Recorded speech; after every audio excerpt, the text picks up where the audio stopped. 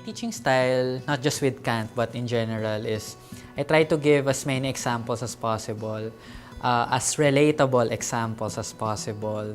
I think it would be more interesting if I give them the examples in the form of a question. And then, in the process of them answering the question, hopefully they will figure out what the examples stand for, rather than directly giving them the examples. Using Mantameter, the students go to a site where they can access the questions which I designed earlier. And then from their own smartphones or laptops or gadgets, they can see the question and the choices I've designed. And then what I do is I freeze the screen for temporarily so that they won't be influenced by the results of their classmates.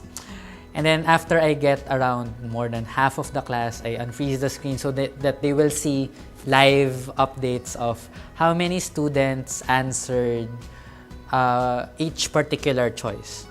And then as they're waiting for the tally to be completed, I think there's some kind of an anticipation. So after flashing the tallies of the answer, I try to ask them, so notice how most people, probably let's say half of the class, chose this answer. Why do you think that's the case? Why do you think it's the most chosen answer? Why do you think majority of the class chose this answer? And then, depending on the question, we try to process it. And then I sometimes, again, depending on the question, I look at the least chosen answer. So again, why do you think no one chose this? So I start with that. I try to process each of the choices. The students found it interesting to learn about how their classmates think.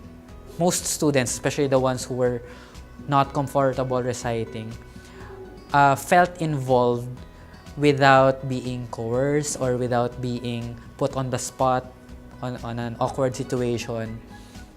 I think that's something that's worth thinking about.